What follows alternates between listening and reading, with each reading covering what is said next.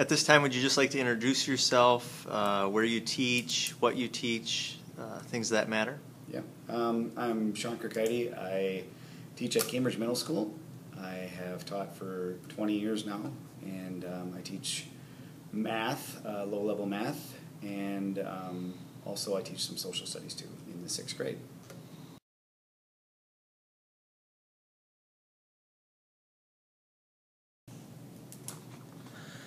All right, the first question I have for you is, over the last year, what facilitated your decision to change your math intervention strategies during your math hour? I actually taught low math, a version of low math for 5 years, and I always struggled with actually keeping the kids' attention. They would tail off after a few minutes, and I have 20 in a class, and you're trying to keep their attention and trying to do some things on the board, trying to do some hands-on things, but I never felt like I knew whether they got it or not, and then the next day they come back and they didn't. So I needed to change the way I taught, and so we decided to do some type of rotation lessons.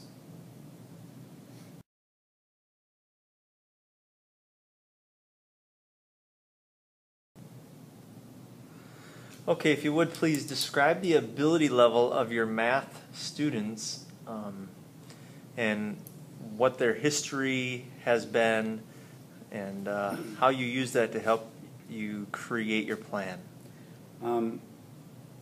There are about 18 students that actually fall in the range of, I would say, low math students.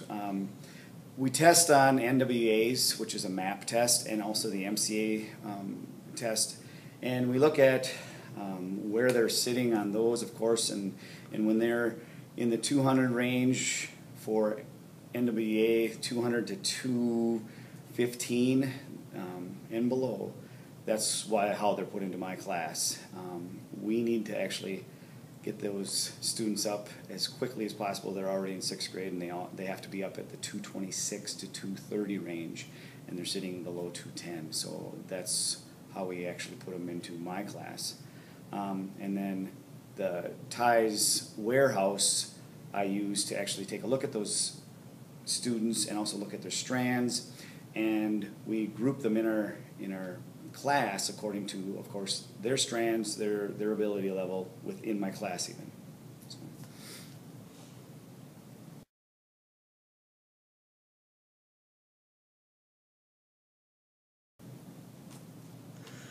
Okay, the next thing I'd like you to describe is an example lesson that you use during your math time.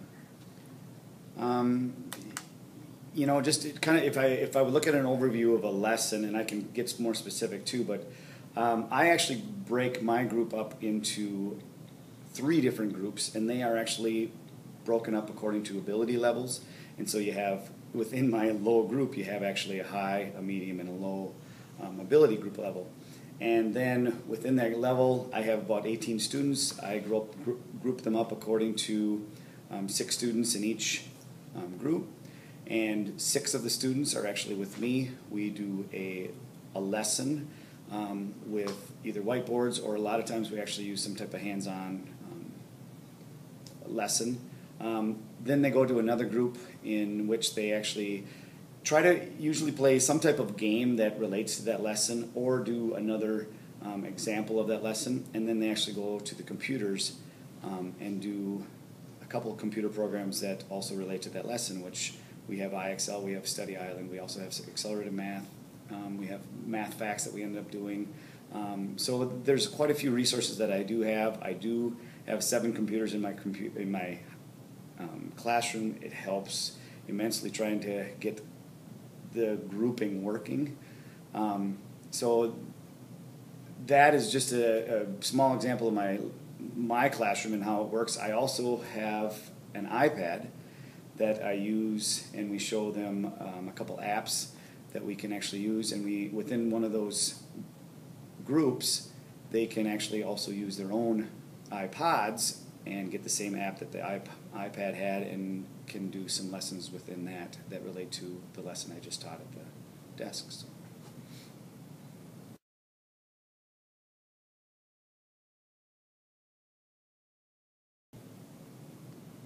As you're working with students, how did you check for understanding? You know, when I was teaching the low math before, I had 18 students and we do a lesson, and we try to actually do some hands-on lessons too, but I always struggled with understanding whether, or for me to understand whether they're getting it or not. And I would stand up in front and bang my head against the chalkboard, just trying to figure out how are they, do I know they're getting it? Well, now I can sit down with 6 kids and they have to show me by either a whiteboard or by the manipulatives or the hands-on things that we're doing, and they have to show me exactly whether they're getting it or not. And if they're not, of course they can ask me, and I can help them individually, or they actually ask partners within the group itself. So this has been probably the biggest reason that I can see the growth in the students themselves. So I think that was, I think just the rotation part and being in such a small group is so important.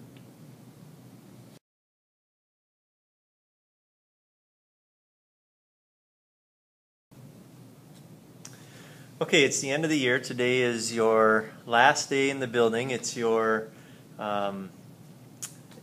in-service day as you pack everything up and get ready to go. So how did you know that you were successful with this strategy? I looked at more at the NWA scores. We take those 3 times a year. We take them in the fall, winter, and spring.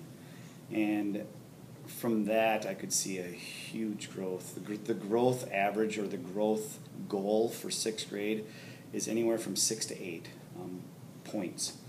And my kids averaged, if you take out outliers, but my kids averaged around 14. And so I think that, and that was in every strand too, and I think that is a huge success for them. And I could see it on paper. It was, they were happy about it. They were pumped that they made that 200% growth compared to every other student that's making 100% growth. They need to make that 200% growth in order for them to catch up with the other students. So that was good. I was a little probably disappointed in the MCAs, but it was a different test. We're not looking at growth. We're looking at how they do at 6th grade standards. Well, some of these kids are just not quite there yet, but they did see a lot of growth, and so I was very proud of them that way. And I was, when I look at what I did this past year, it wasn't rocket science. It was just making sure that each kid is accountable, making sure that I know how each kid is doing. And for next year, I'm going to do it again, and I hope I can get a little bit more specific on the students, I mean, just specifically students and their strands, and dig into the strands, and hopefully be able to raise where they are really low and raise it to where they need to be.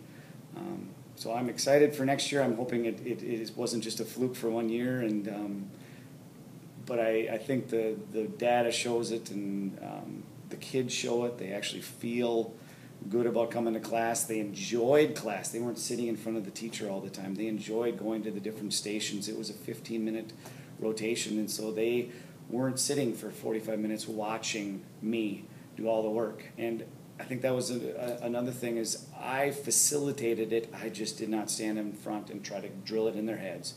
I facilitated the whole thing, and it was even easier for me to teach. The prep was harder, but the teaching was so much easier. And so I think, why haven't I done this my whole career? So I'm excited to do it next year, and I'm hoping actually I can also move into a way of doing it with even social studies, and I'm actually going to be teaching a regular math next year, and I'm hoping to be able to bring something like that to that class too. The question that many people have, how do you do it with 30 kids? You know, you still actually have that opportunity to do the rotations. In your group, you can actually take 10 kids and have another 10 kids do something else, and another kid's on a computer, or you have iPads or iPods. I think there's ways to do this type of teaching. The biggest thing is to know where those kids are at, and that's what I knew. I knew what they knew, I knew what they didn't, and I hope we actually were successful with some of the kids, and I know we were. So. All right, thank you.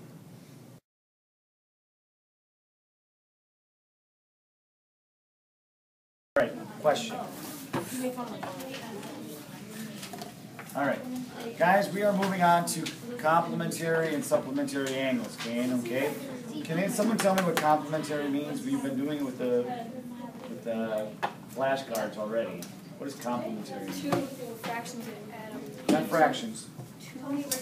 These. Two of these. Yeah. What are these? Rays. Angles Angles, yeah. that add up to what? 90. So if I put this on 90, right, Kane?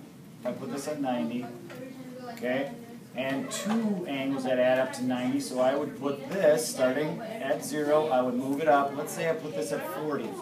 So girls, you should be in. What would be that other angle that would add up to 90? What would be that other angle? If I put this angle at 40 starting at 0 and this one at 40, what would be the angle, the other angle, the complementary angle to that? So we have 40 here. We have to have a complementary angle that adds up to 90. What do you think that would be? Yep, and we get to what? Okay, so what is that angle? This one's 40. That's 50. Very good. Complementary angle is two angles adding up to 90 degrees, or right angle, right? Right? Okay, now, right. Left, right? Oh, sorry. Can someone tell me, everybody look at this. A right angle looks like this. Emily. Am I right? What? Where do you have it Am I right? Here. Left, right? What does this represent? It represents a corner of a what? The corner of a square, right? Okay. Okay, now, if we put the word corner, this will help us remember how to determine which is complementary, which is supplementary. Corner is a 90 degrees, so it has a corner. C for complementary, C for corner. Does that make sense? So let's try some practices on this. Let's try some practices. Everybody put your straws, your two rays, one at the 0, and one at 90, so we have a 90-degree angle or a right angle. Everybody put it that way. Have it facing the right, though, so we are all on the same page. Have it facing the right, 90 degrees, Kane. Okay, now, third straw. Are we needing straws? Nope. Took my third straw. Okay, you need a third straw. Okay, the third straw then, everybody place at 20. So you're going from 0 and you're moving it up to 20. That isn't.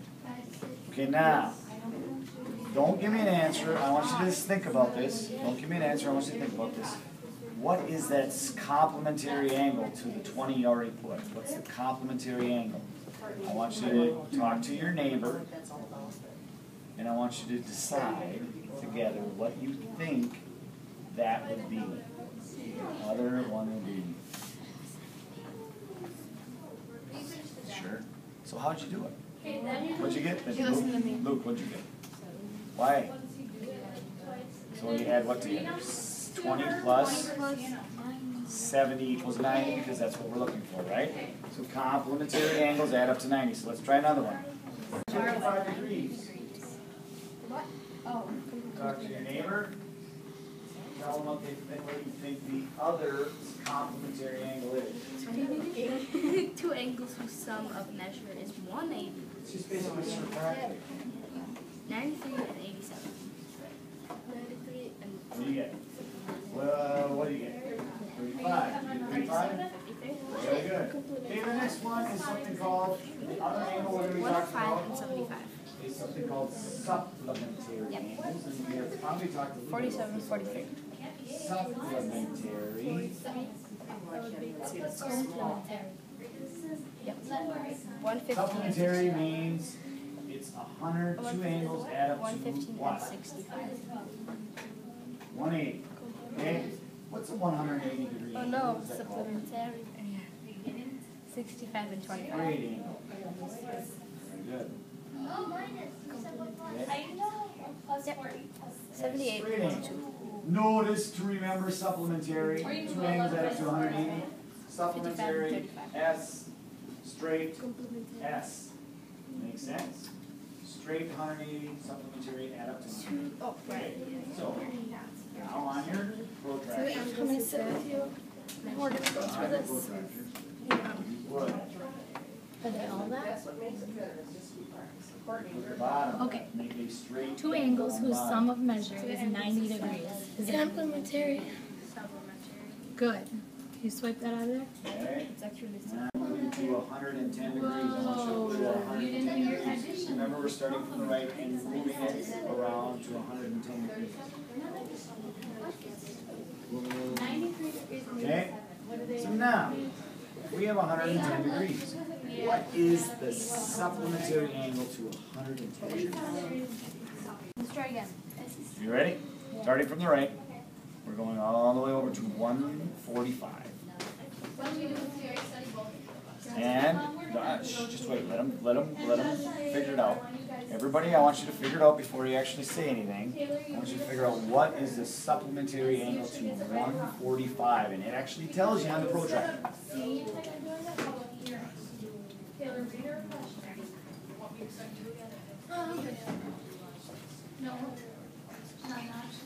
What do you get?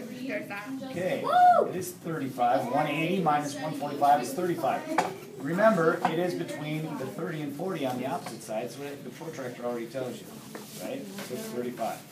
One more. Starting from the left. Starting from the left. Starting from the left. Okay, now you're going up to 80. Going up to 80. Starting from the left, and you're going up to 80, right? Okay, now you're starting from the left, and you're starting at 0, right? And you gotta go up to 80. Ooh, see that? That's the hard part about actually which way to open. So it's at 80. What? Tell your neighbor what the supplementary angle is to 80. Oh, 100. Good. Supplementary, complementary. When you go over there, you're going to have to decide on whether it's a complementary or supplementary, if they add up to 180 or if they add up to 90. Does that make sense? It's going to be a little bit harder because you're going to be using different numbers. All right, rotate. At this time, would you just like to introduce yourself, where you teach, what you teach, things that matter? Yeah, I'm Sean Kirkheide. I teach at Cambridge Middle School. I have taught for 20 years now, and I teach math, low-level math, and also I teach some social studies too in the 6th grade.